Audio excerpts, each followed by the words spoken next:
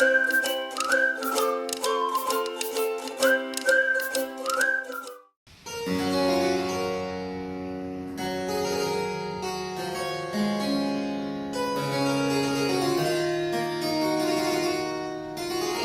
right. Act 3, Scene 2, antechamber at the king's apartment.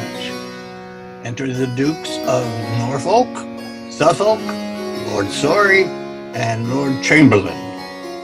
If you will now untie in your complaints and force them with a constancy, the cardinal cannot stand under them. If you omit the offer this time, I cannot promise, but you shall have sustained new disgraces. With these you shall bear already.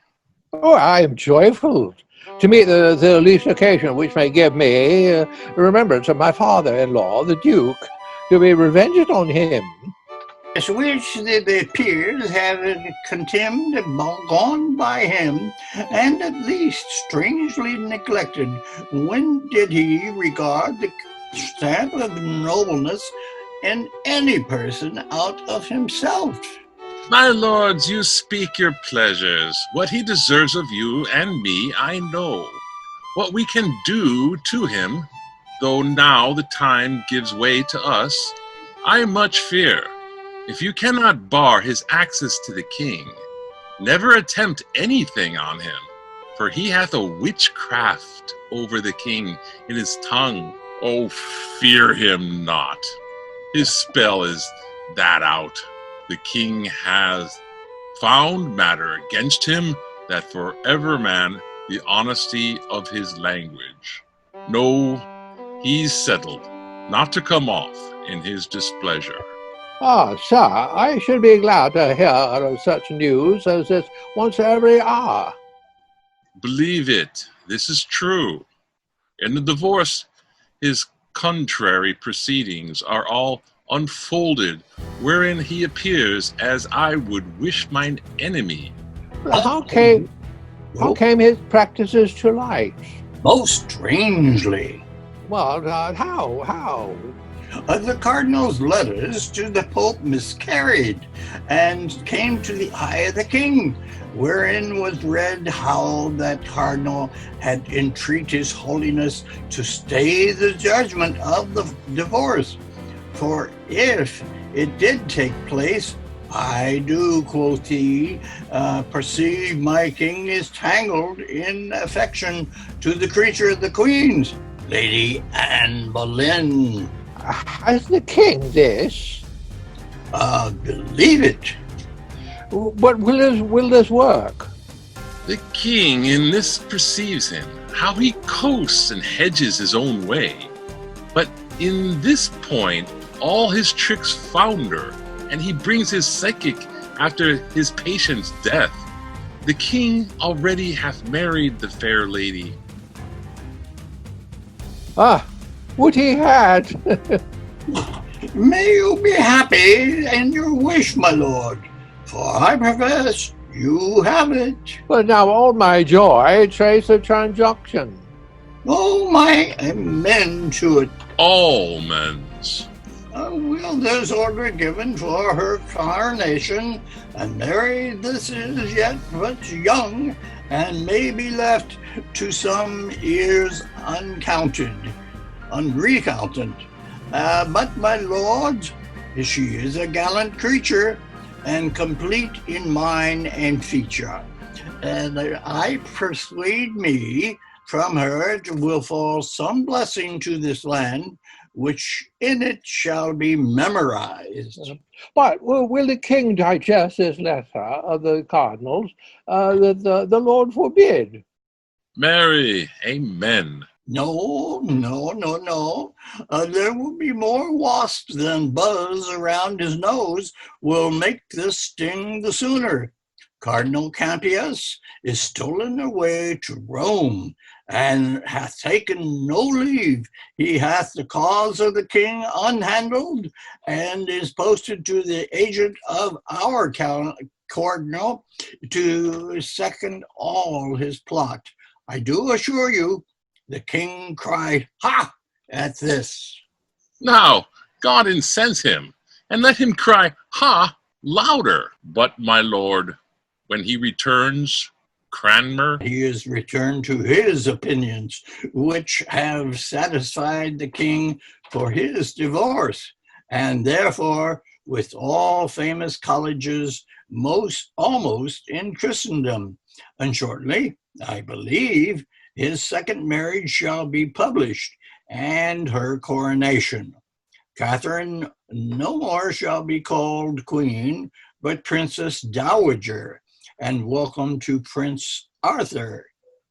this same Cranmer's a worthy fellow, and hath taken much pain in the king's business. He has, and we shall see him, for it is an archbishop. So I hear. It is so. The cardinal, Observe, observe, he's moody. the packer, Cromwell, gave it to the king to this own hand in the bedchamber. Looked he in the inside of the paper?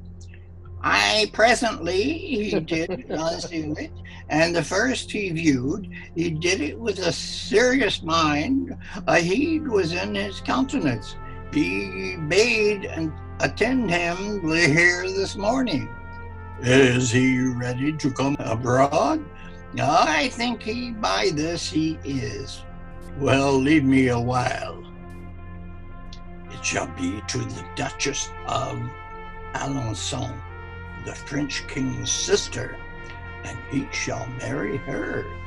Anne Boleyn, no, I'll know Anne Boleyn's for him, and there's more in it than fair visage. Boleyn? No, no Boleyns. Speedily I wish to hear from Rome. The Marchioness of Pembroke? He's discontented. May he be, hears the king, maybe he hears the king does whet his anger to him. Oh, sharp enough, Lord, for thy justice. The late queen's gentleman, a knight's daughter, to be her mistress's mistress, the queen's queen. The candle burns not clear, and 'tis I must snuff it, and then out it goes. What though I know her virtues are well deserving, and yet I know her for a spleeny Lutheran, and not wholesome to our cause, that she should lie in the bosom of our hard-ruled king. Again, there is sprung up an heretic and an arch one, Cranmer. The one hath crawled into the favor of the king, and as his oracle. He is vexed at something. I would try something that would free the string, the master chord of the heart. The king. What piles of wealth has he accumulated to his own portion? At what expense by the hour seems to flow from him? How, in the name of thrift, does he rake this together? Now, my lords, saw you the cardinal? My lord, we have stood here observing him. Some strange commotion is in his brain. It bites his lips. He starts, stops on sudden, looks upon the ground, then lays his finger upon his temple, straight springs out to fast gait, then stops again, strikes his breast hard, and anon he casts his eye against the moon. In most strange postures we have seen him set himself. Well, it may well be the mutinies on his mind. This morning, papers of state he sent me to peruse, as I required, and what I found, he said, turning the page, there, on my conscience, put unwittingly, forsooth, an inventory, thus importing the several parcels on his plate, his treasure, rich stuffs, and ornaments of household, which I find such a proud rare that it speaks permission of a subject, possession of a subject. It's heaven's will. Some spirit puts this paper in the packet to bless your eye withal. If we did think his contemplation were above the earth and fixed on the spiritual object, he should still dwell in his musings. But I am afraid his thinking are below the moon, not worth his serious considering. Heaven forgive, and heaven forgive me. Ever God bless your highness. Oh, good my lord, you are full of heavenly stuff, and bear the inventory of your best graces in your mind, the which you are now running o'er. You have scarce time to steal them from the spiritual leisure of a brief span to keep your earthly audict. Sure in that I deem you an ill husband, and am glad to have you therein my companion. Sir, for holy offices, I have a time to think upon the part of business which I bear in the state, and nature shows require her times of preservation, which perforce I, her fair son, amongst my brethren mortal, must give my tendance to. You have said well. And ever may your highness yoke together, as I will lend you cause my doing well with my well saying. 'Tis well said again, and 'tis a kind of good deed to say well, yet words are no deeds. My father loved you, as he said he did, and with his deed did crown his word upon you. Since I had my office, I have kept you next my heart, and have not alone employed you where high profits might come home, but pardon my present havings to bestow my bounties upon you. What should this mean? The Lord increase his business. Have I not made you the prime man of the state? I pray you tell me, if what I now pronounce you have found true, and if you may confess it, say withal that you are bound to us, or no. What say you? My sovereign, I confess your royal grace, and the showered on me daily have been more than could my studied purposes requite, which went beyond all man's endeavors. My endeavors have ever come too short of my desires, and yet filed with my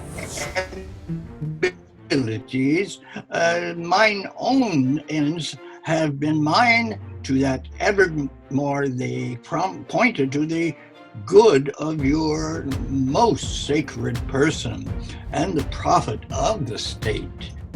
I, for your great graces, heaped upon me more undeserved, and have nothing render but allegiant thanks. My prayers to heaven for you, my loyalty, which ever has and ever shall be growing until death. That's winter kill it. Fairly answered. A loyal and obedient subject is therein illustrated.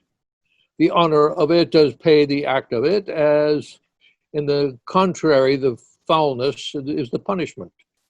I presume that as my hand hath opened bounty to you,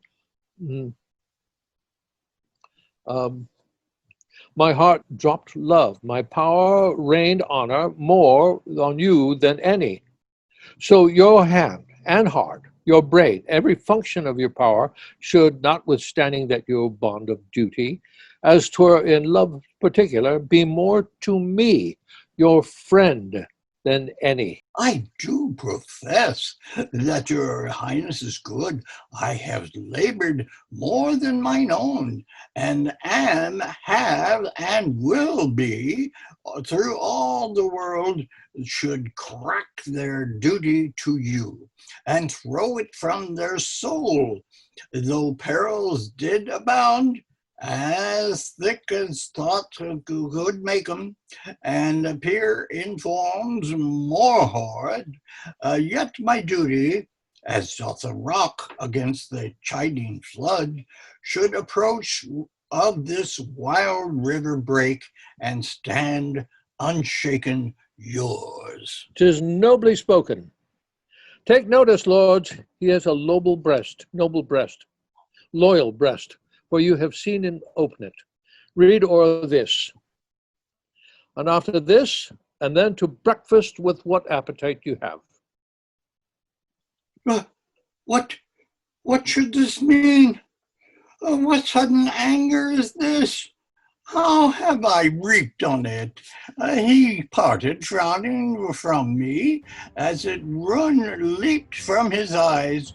So looks the chafed lion upon the daring huntsman that has galled him, and that makes him nothing.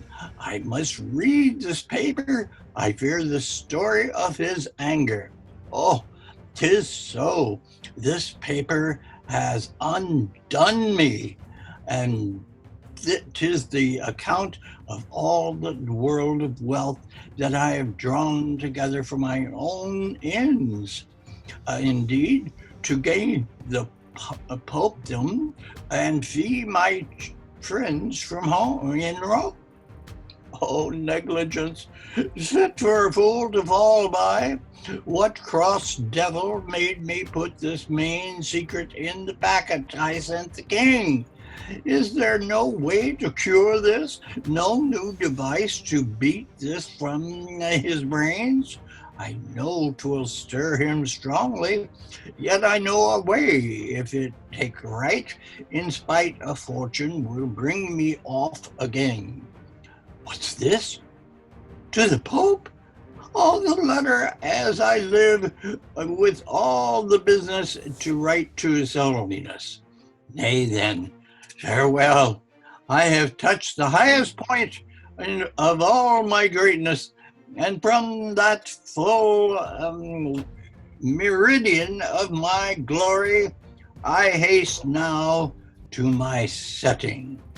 I shall fall like a bright exhalation in the evening, and no man shall see me more. Hear the king's pleasure, Cardinal, who commands you to render up the great seal presently into our hands, and to confine yourself to Asher House, my lord of Winchester's, till you hear further from his highness. Stay! Where's your commission? Lords, our words cannot carry authority so weighty. Who cares across him? Bearing the king's will furl from his mouth expressly. Till I find more than word or words to do it, I mean your malice. No officious lords, I dare and must deny it. Now I feel what coarse metal you are molded. Envy. How eagerly ye follow my disgraces, and if it fed ye, how sleek and wanton ye appear in everything that bring my ruin. Follow your envious courses, men of malice. You have Christian warrant for 'em, and no doubt in time will find your fit rewards.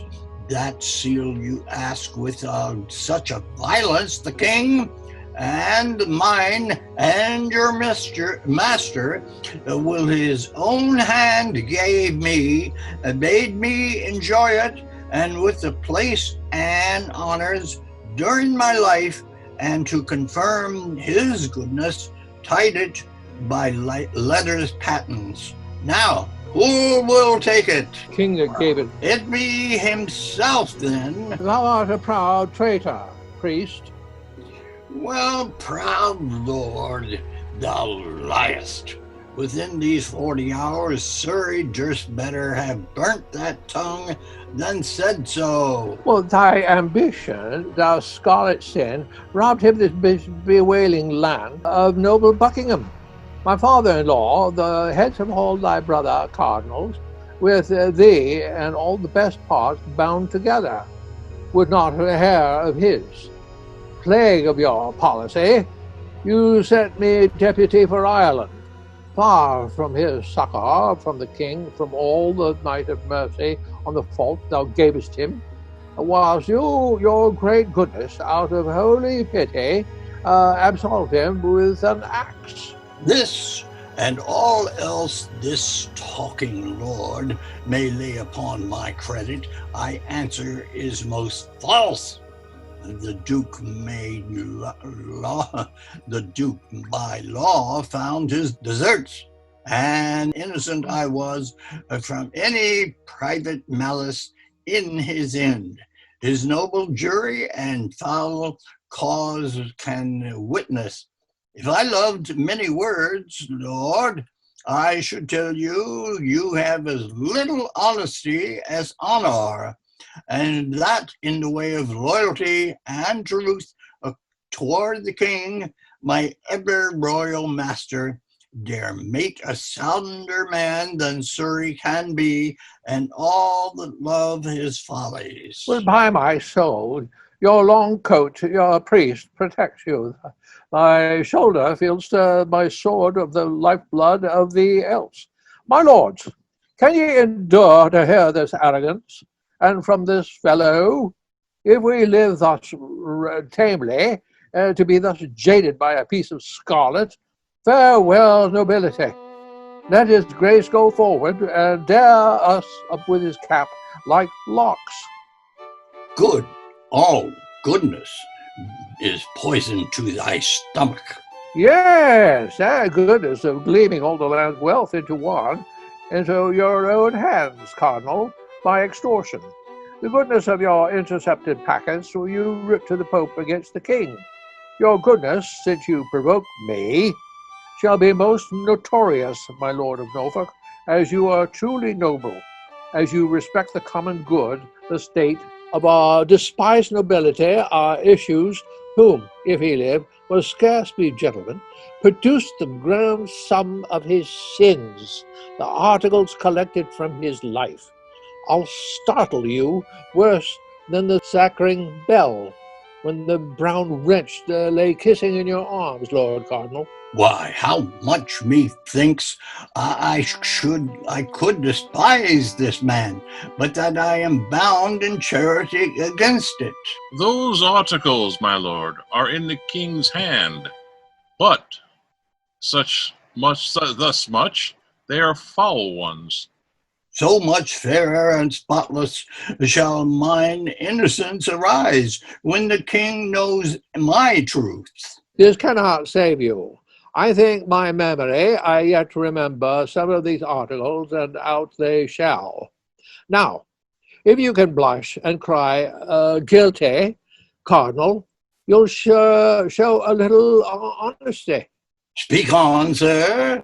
I dare your worst objections. If I blush, it is to see a nobleman want manners.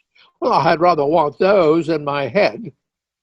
How about you? Yeah, first, without the king's assent to my knowledge, you wrong to be a legate, by which power you maimed the jurisdiction of all bishops. Then that and all you writ to Rome, or else to foreign princes, ergo et rex meus, was still inscribed, in which you brought the king to be your servant. Then that without the knowledge either the king or council, and when you went to ambassador to the emperor, you made bold to carry into Flanders the Great Seal. Well, item, you bear a large commission to Gregory de Casado to conclude, without the king's will or the state's allowance, a league between His Highness and Ferrara. And that full of mere ambition, you have caused your holy hat to be stamped on the king's coin. Then, that you have sent innumerable substance by which means got, I leave to your own conscience, to furnish room and to prepare the ways you have for dignities, to the mere undoing of all the kingdom. Many more there are, which, since they are of you and odious, I will not taint my mouth with. Oh, my lord, press not a falling man too far. 'Tis virtue. His lips lie open to the laws. Let them, not you, correct them. My heart weeps to see him so little of his great self. I forgive him. Lord Cardinal, the king's further pleasure is, because all those things you have done of late by your power legatine within this kingdom fall into the compass of a praemunire, and therefore such a writ be sued against you to forfeit all your goods, lands, tenements, chattels, and whatsoever, and to be out of the king's protection. This is my charge. And so we'll leave you to your meditations, how to live better. For your stubborn answer about the giving back of the Great Seal to us, the king shall know it, and, no doubt, shall thank you. So fare you well, my little good Lord Cardinal. So farewell unto the little good you bear me. Farewell, a long farewell to all my greatness. This is the state of man. Today he puts forth the tender leaves of hopes, and tomorrow blossoms, and here bears his blushing honors thick upon him. The third day comes a frost, a killing frost, and when he thinks, good easy man, full surely his greatness is a ripening, and nips his brute root, and then he falls, as I do. I have ventured, like little wanton boys that swim on bladders, and many summons in this sea of glory. But far beyond my depths, my high-blown pride at length broke under me, and now has left me, weary and old with service to the mercy of a rude stream that must forever hide me. Vain pomp and glory of this world, I hate thee, and I feel my heart now new opened. And how wretched is that poor man that hangs on princes' favors. There is, perhaps, betwixt that smile that we would aspire to, the sweet aspect of princes, and their ruin, more pangs and tears that wars of woman have, and when he falls like Lucifer, never to hope again. Why, how now, Cromwell? I have no power to speak, sir. Well, what amaze at my misfortunes can thy spirit wonder a great man should decline? Nay, you weep, I am fallen indeed. How does your grace? Why, well, I never so truly happy, my good Cromwell. I know myself now. I feel within me a peace above all earthly dignities, a still and quiet conscience. The king has cared me, has cured me, and I humbly thank his grace. And from these shoulders, these ruined pillars, out of his pity, taken a load which would sink a navy. Too much honor. Oh, 'tis a burden, Cromwell, 'tis a burden too heavy for such a man that hopes for heaven. I am glad that your grace has made that right use of it. I hope I have. And I am able now, methinks, out of a fortitude of soul I feel, to endure more miseries and greater far than my weak-hearted enemies dare offer. What news abroad? Well, the heaviest and the worst is your displeasure with the king. Oh, God bless him. The next is that Sir Thomas More is chosen Lord Chancellor in your place. Ah, that's somewhat sudden, but he's a learned man, and may he continue long in his highness's favor and do justice for truth's sake and his own conscience, that his boast, when he has run his course and sleeps in blessings, may have a tomb of orphans' tears wept upon him. What more? That Cranmer is returned with welcome and installed Lord Archbishop of Canterbury. What news indeed. Last, that the Lady Anne, and whom the king hath in secrecy long married, this day was viewed in open as his queen, and going to chapel, and the voice is now only about her coronation. There was the weight that pulled me down. Oh, Cromwell, the king has gone beyond me. All my glories at that one woman I have lost forever. No son shall ever usher forth mine honors, or gild again the noble truth that waited upon my smiles.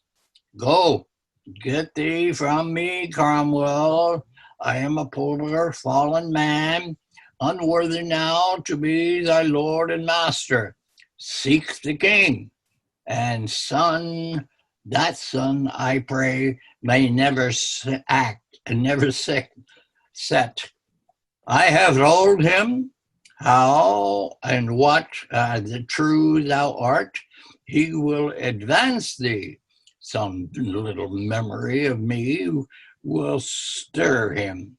I know his noble nature, not to let thy hopeful service perish too. Good Cromwell, neglect him not. Make him use now, and provide for thy own future safety. Oh, my lord, must I then leave you? Must I needs forego so good, so noble, and so true a master? Oh, bear witness, all that have not hearts of iron, with that what a sorrow Cromwell leaves his lord.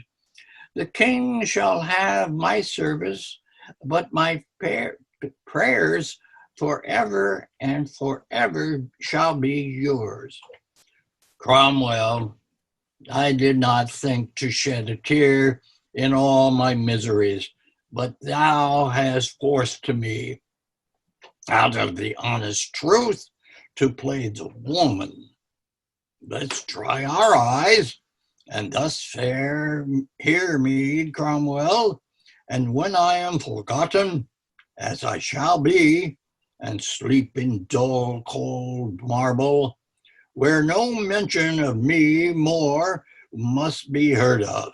Say I taught thee, say Wolsey, that once trod the ways of glory and sounded all the depths and shoals of honor, found thee a way out of his wreck to rise in, and a sure and safe one, though his master missed it. Mark but my fall, and that ruined me. Cromwell, I charge thee, fling away ambition, but that sin shall the angels.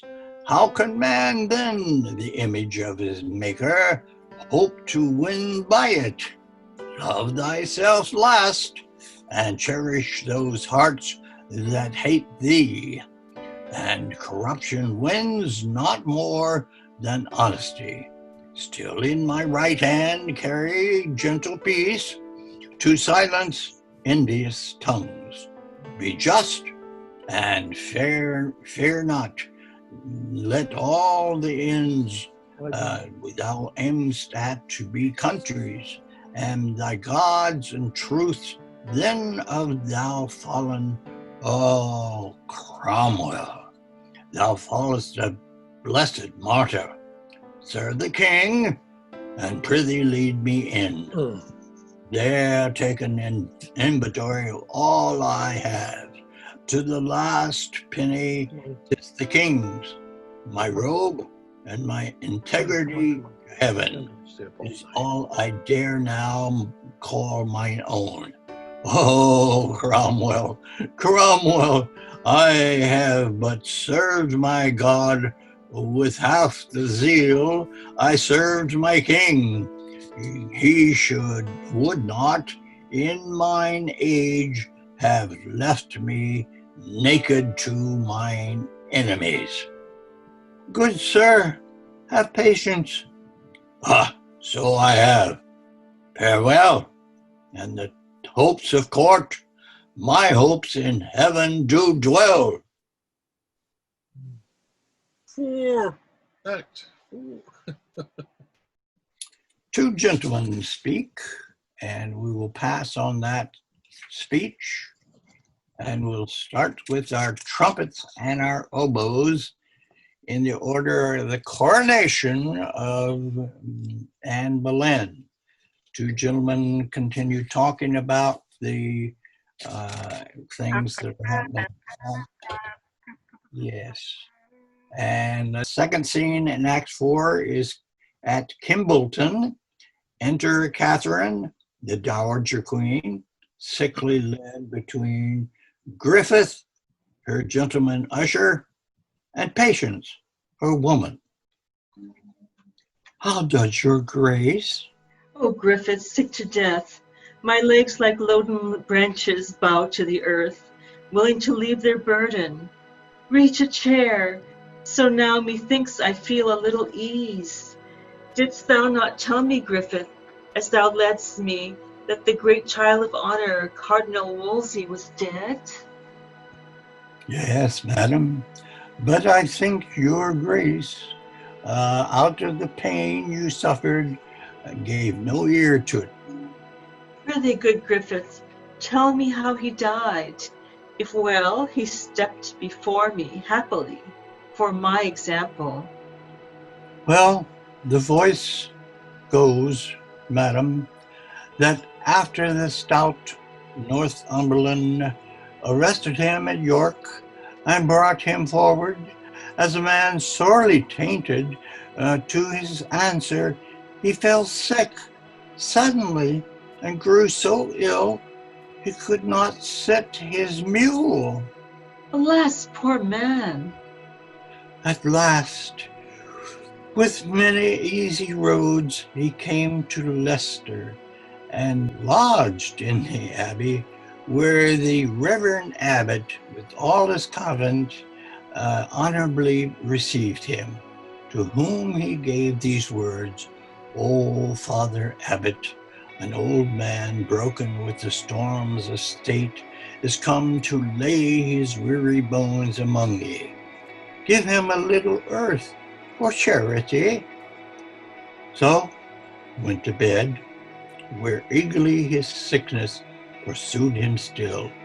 And 3 nights after this, after an hour of 8, which he himself foretold should be his last, full of repentance and continual meditations, tears and sorrows, he gave his honors to the world again, his blessed part to heaven, and slept in peace.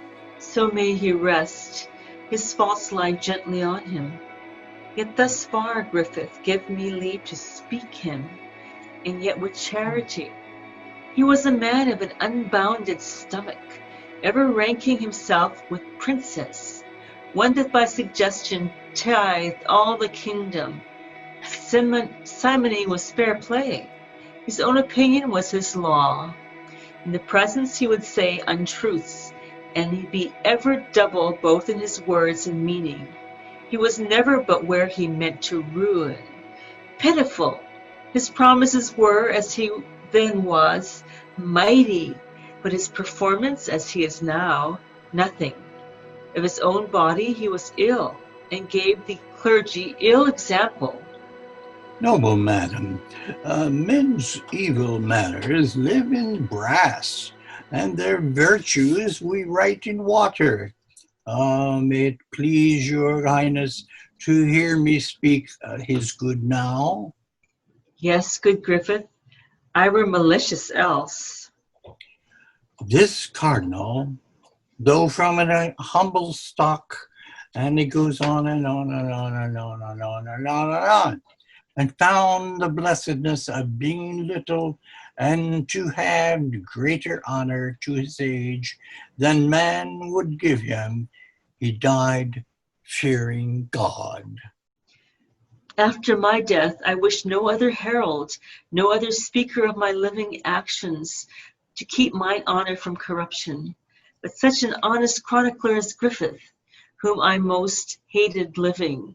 Thou hast made me with thy religious truth and modesty, now in his ashes honor. Peace be with him. Patience be near me still, and here set me lower. I have not long to trouble thee, good Griffith. Cause the musicians play me that sad note. I named my knell while I sit meditating on that celestial harmony I go to. She is asleep. Good wench. Let's sit down quiet, for fear we wake her. Softly, gentle patience. And thus appears a vision of spirits, and Catherine awakes to talk about it. Spirits of peace, where are ye? Are ye all gone, and leave me here in wretchedness beyond ye? Madam, we are here. It is not you I call for. Saw ye none other since I slept? None, madam. No? Saw you not even now a blessed troupe invite me to a banquet, whose bright faces cast 1,000 beams upon me like the sun? They promised me eternal happiness, and brought me garlands, Griffith, which I feel I am not worthy yet to wear. I shall assuredly. I am most joyful, madam, that such good dreams possess your fancy. Bid the music leave. They are harsh and heavy to me. Do you note how much her grace is altered on the sudden? How long her face is drawn? How pale she looks, and of an earthly cold. Mark her eyes. She is going, wench. Pray, pray. Heaven comfort her. And like your grace? You are a saucy fellow. Deserve we no more reverence? You are to blame, knowing she will not lose her wonted greatness, and to use so rude behavior. Go to, kneel. I do humbly entreat your highness's pardon. My haste gave me unmannerly, and there is staying a gentleman sent for the king to see you. Admit him entrance, Griffith, but this fellow let me ne'er see again. If my sight fail not, you should be Lord Ambassador from the Emperor, my royal nephew, and your name Capucius. Madam, the same, your servant. O my lord, the times and titles now are altered strangely with me since first you knew me. But I pray you, what is your pleasure with me? Noble lady, first mine own service to your grace, the next the king's request that I would visit you, who grieves much for your weakness, and by me sends you his princely commendations, and heartily entreats you take good comfort. Oh, my good lord, that comfort comes too late. 'Tis like a pardon after execution. That gentle physic given in time had cured me, but now I am past all comforts here, but prayers. How does his highness? Madam, in good health. So may he ever do, and ever flourish, when I shall dwell with worms, and my poor name banish the kingdom. Patience is that letter I cause you to write. You sent away? No, madam. Sir, I most humbly pray you to deliver this to my lord, my king. Most willingly, madam. In which I have commended to his goodness the model of our chaste loves, his young daughter. The dews of heaven fall thick in blessings on her. Beseech him to give her virtuous breeding. She is young and of noble, modest nature. I hope she will deserve well, and a little to love her for her mother's sake, that loved him. Heaven knows how dearly. My next poor petition is that his noble grace would have some pity upon my wretched women, that so long have followed both my fortunes faithfully, of which there is not one, I dare avow, and now I should not lie, but will deserve for virtue and true beauty of the soul, for honesty and decent carriage, a right good husband. Let him be a noble, and sure these men are happy that shall have him. The last is, for my men, they are the poorest, but poverty could ever draw them from me, that they may have their wages duly paid them, and something over to remember me by. If heaven had pleased to have given me longer life and able means, we had not parted thus. These are the whole contents. And good my lord, that you love the dearest in this world, as you wish Christian peace to souls departed. Stand these poor people's friend, and urge the king to do me this last right. Jump over to Act 5, Scene 1, all the way to entering Cranmer and Denny with King, and this is approximately line 86. Avoid the gallery, says the king. Avoid the gallery, I have said. Be gone. Huh? What? I'm fearful. Wherefore frowns he thus? 'Tis his aspect of terror. All's not well. How now, my lord? You do desire to know wherefore I sent for you. It is my duty to attend your highness's pleasure. Pray you arise, my good and gracious lord of Canterbury. Come, you and I must walk a turn together. I have news to tell you. Come, give me your hand. Ah, my good lord, I grieve at what I speak, and am right sorry to repeat what follows.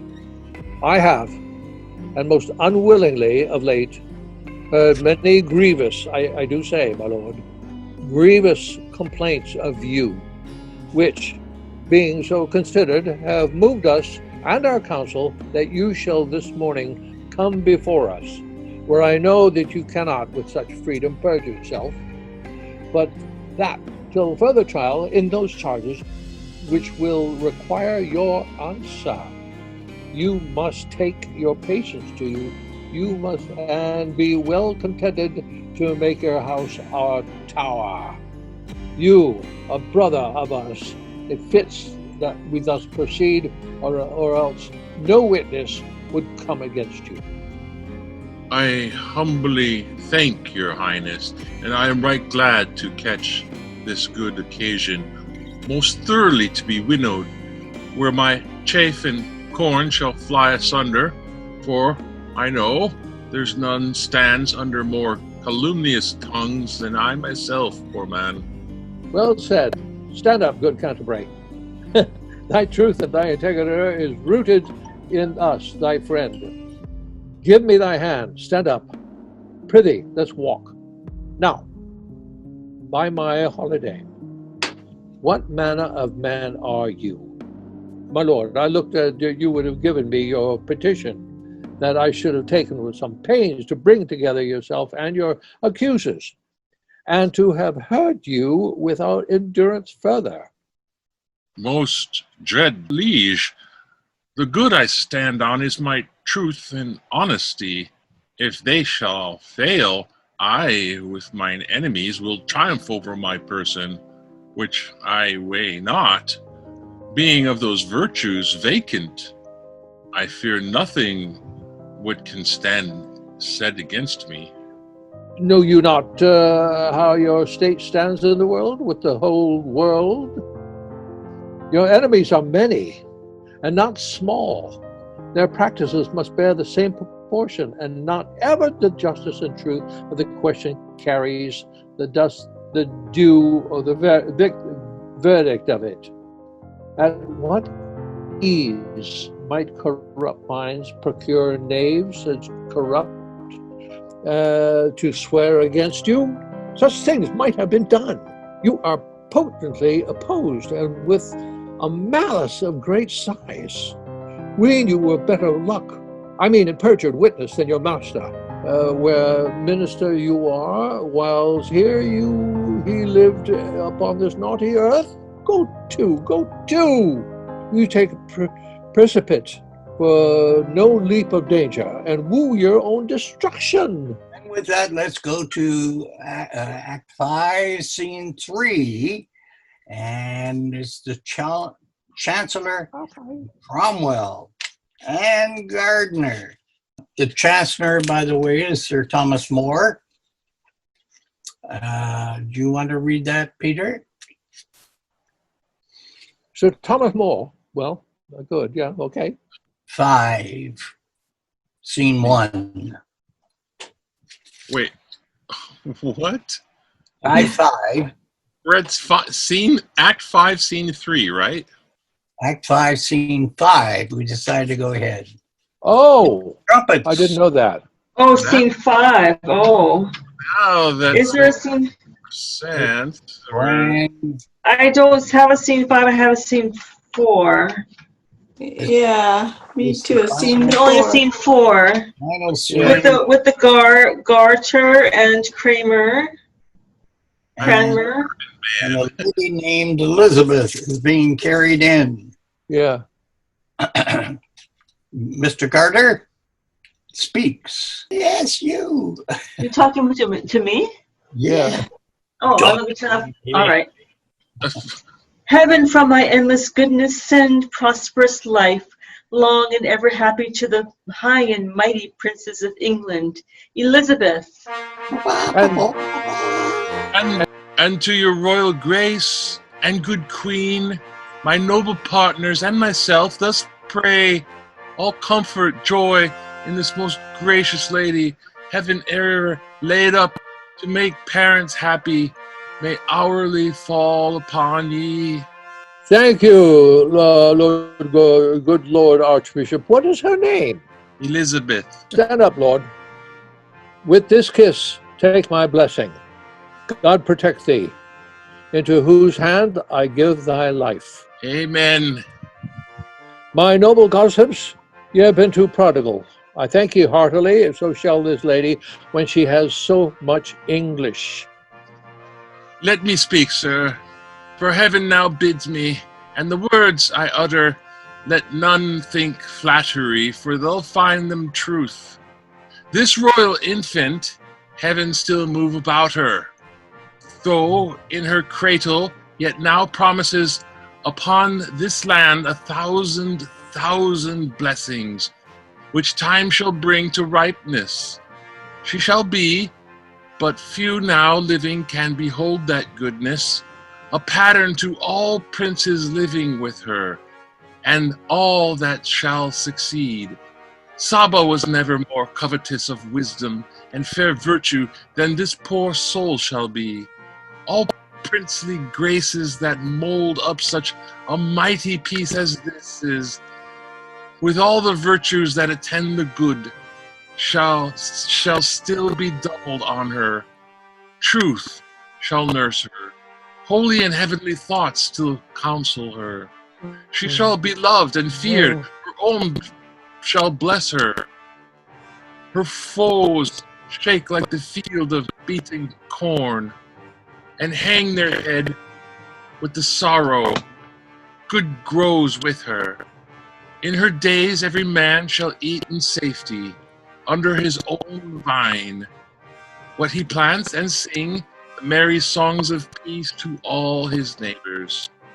God shall be truly known, and those about her, from her, shall read the perfect ways of honor, and by those claim their greatness, not by blood, nor shall this peace sleep with her, but as when the bird of wonder dies, the maiden phoenix, her ashes new create another heir, as great in admiration as herself, so shall she leave her blessedness to one, when heaven shall call her from this cloud of darkness, who from the sacred ashes of her honor shall star-like rise, as great in fame as she was, and so stand fixed peace, plenty, love, truth, terror, and were the servants to this chosen infant shall then be his, and like a vine grow to him. Wherever the bright sun of heaven shall shine, his honor and greatness of his name shall be, and make new nations. He shall flourish, and, like a mounting cedar, reach his branches to all the plains about him. Our children's children shall see this, and bless heaven. Thou speakest wonders. She shall be, to the happiness of England, an aged princess. Many days shall see her, and yet no day without a deed to crown it. I had known more, but she must die. She must. The saints must have her, yet a virgin, a most unspotted lily, shall she pass to the ground, and all the world shall mourn her.